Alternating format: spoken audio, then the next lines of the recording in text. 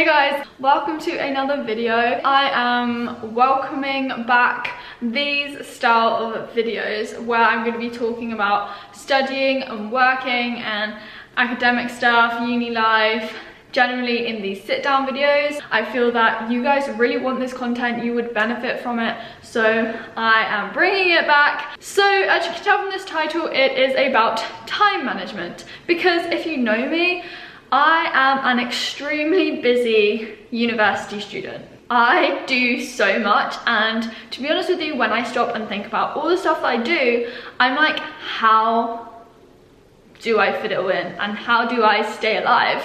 But when I sat down and thought of 10 tips, because Holly has 10 tips for you, I actually do have a set routine and set things that I do to make sure that I stay busy, productive, but also I do well in the stuff that I do. I feel that lots of people who go to university, they struggle to find time to do anything, because obviously at university it is a big step up from school. Not only are you having to work and the work gets harder, but you have to look after yourself. You have to find time to cook, to wash, to go shopping, to spend time with friends, to see your family, to do all stuff like this and take on so many more responsibilities. A lot of people don't know how to do it.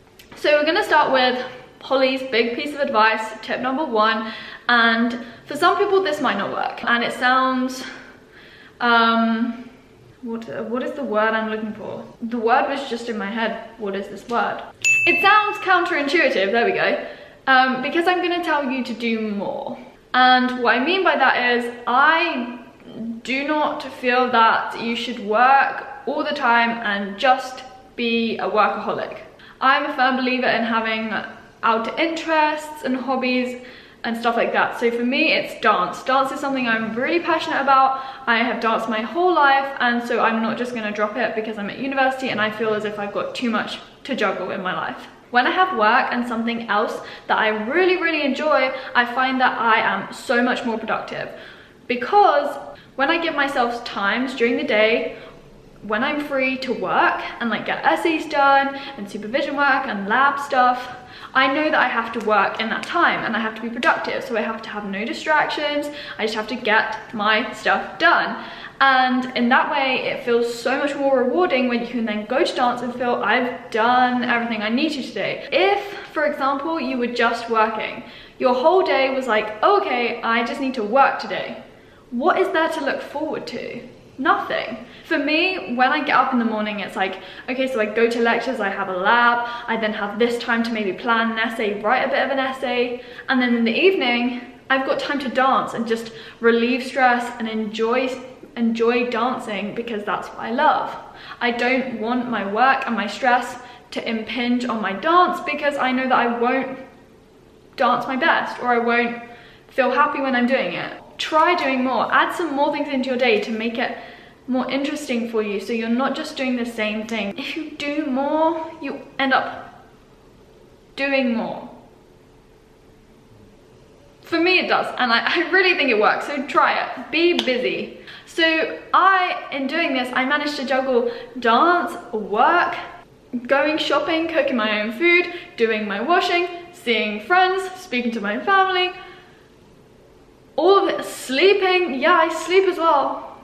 And yeah. Tip number 2 is to make a to-do list. A lot of people will tell you to make a to-do list, and if you haven't started making to-do lists, I don't know what you've been listening to. Making to-do lists is so useful, and you need to find a way that works for you. Some people like sticky notes and sticking them all over their walls so they're bright and colourful. Some people may have it on their phone. Some people just have a little notepad with things in. I literally just grab a scrap piece of paper and scribble down a load of stuff. It doesn't sound as if it's very organized. It normally lasts for 1 week before it's almost in shreds because it's been carried around and battered here and there. That is how I work, but you need to find a way that works for you. I'm not going to tell you how to do it, but start making to-do lists. They feel amazing when you can tick things off and when you can throw away the to-do list which is finished and start a new one, which is sad, but to-do lists are amazing. Leading on from that, tip number 3 is to prioritize. So if I've got 2 essays to do that week, I'm obviously going to start with the one that's due first. That's common sense, right? but it doesn't really need any more explanation. Just order things on your to-do list if that works for you, or like write a list of things you're gonna do in a set order. That might work. That's what I do sometimes as well. Yes, I want to do well in my studies and I want to get a good grade and stuff, but at the same time, I don't just want to let my dance and my passion for doing that and my YouTube channel just collapse. For me, I feel really good when I do a lot of things and have lots of things going on in my life.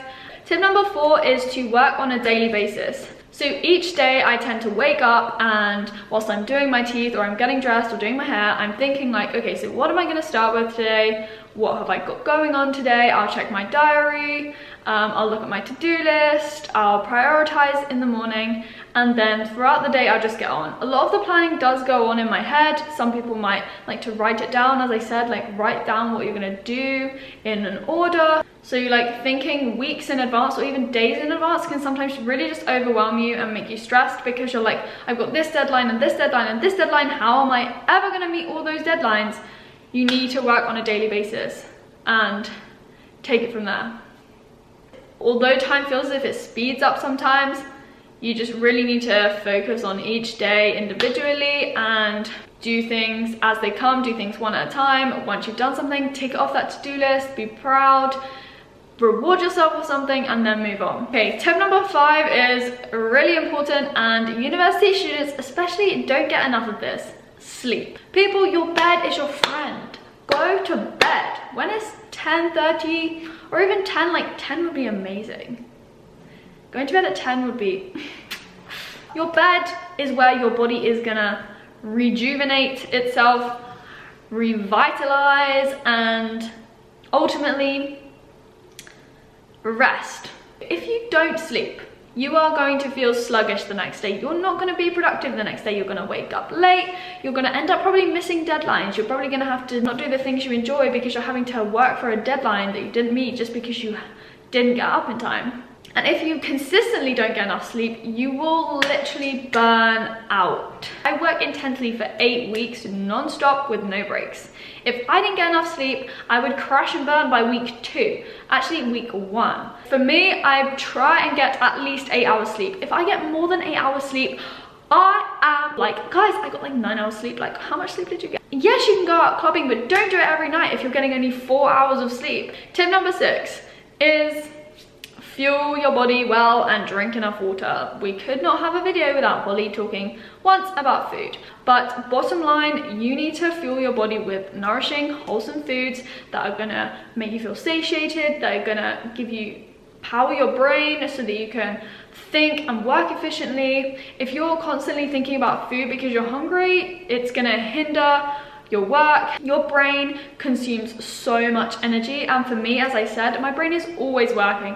I'm working overtime when I'm thinking about work, trying to understand what the hell these lecture notes are talking about, trying to write essays. Your brain is using so much energy. You need to fuel your body. For me, because I'm always on the go, I always have things in my bag that I can snack on, whether that be bananas or like some sort of like energy ball I've made. I don't know, have food with you so that you can snack on it if you get hungry. Eat meals that are gonna make you feel full for a long enough time so that you can work productively, and drink enough water. Hydrate your body. If you don't drink enough water, you're just gonna feel dehydrated, you'll start getting headaches, your mind will feel cloudy, you won't be able to think properly. And I like to always start my day, for example, by drinking water and drinking continuously throughout the day. Yes, you might be running to the toilet, but it shows that you're drinking enough water and that you're making sure that you stay hydrated. Number 7, actually talking of water, I'm like, we're drying up here.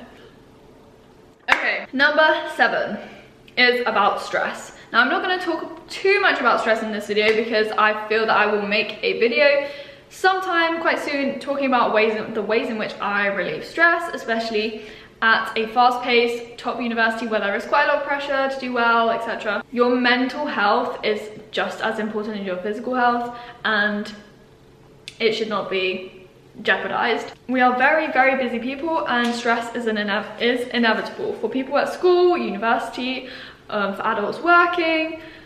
Everyone gets stressed and it's so important to know and recognize the signs when you personally get stressed, and to know how to avoid that and relieve stress when you reach the point when you are stressed. I think I've said stress so many times.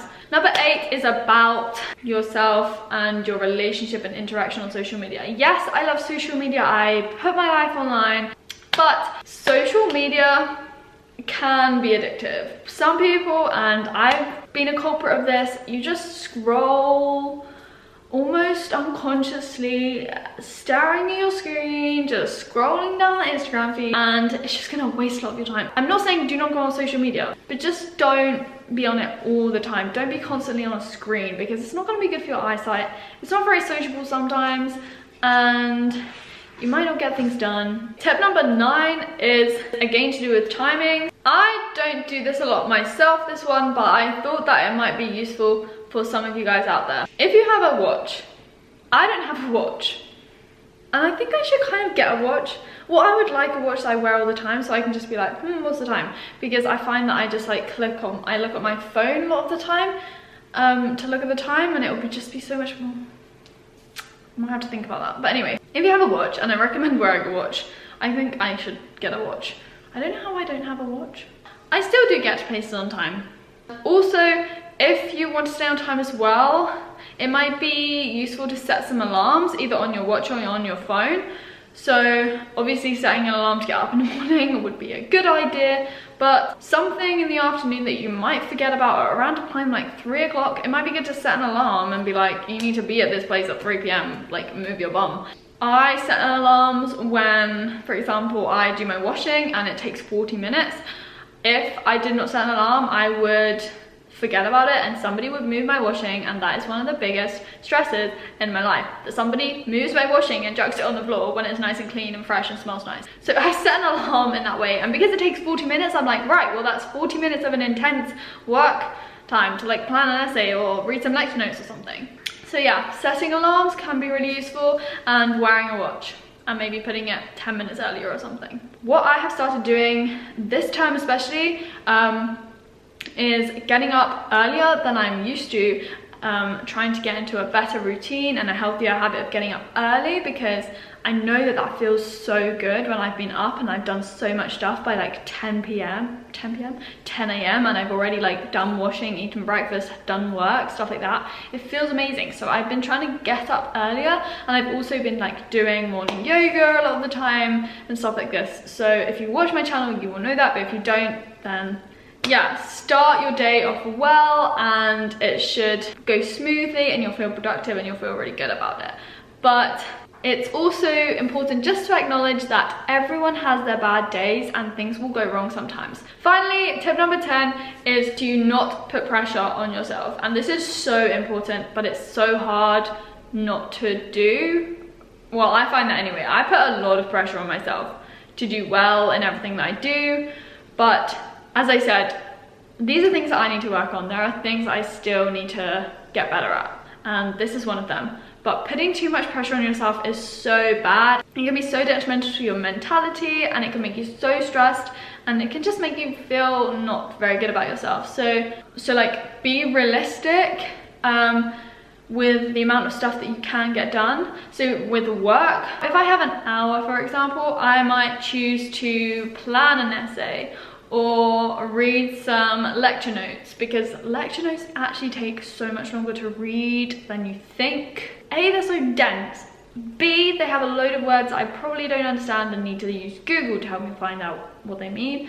And C, I need to understand what's actually going on. But yes, plan things well and use your time efficiently. Know how long it's going to take you to do things, and don't get annoyed or frustrated if you don't get everything you need to do done, because some things will take a bit longer than expected, especially when you go to university and you're maybe in your first year and you haven't really done a lot of this stuff before. You don't know how long things are going to take you.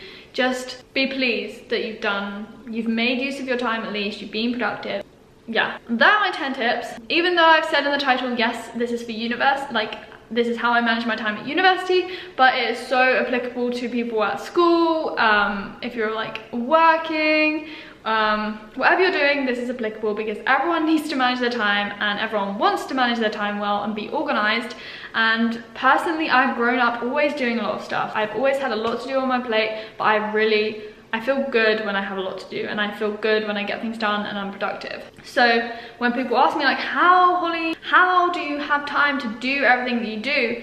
And I might not have an answer, but I will ask you, how do you not have time? Tell yourself you can and it will happen. You're not gonna be organized and be on time and manage your time well in like the space of a day. It does take time, be patient with it, but you will get better at it. So yes, they are my 10 tips for you guys. I hope you enjoyed this video.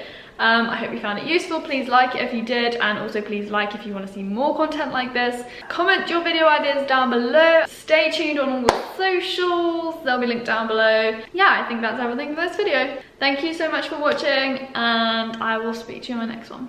Bye.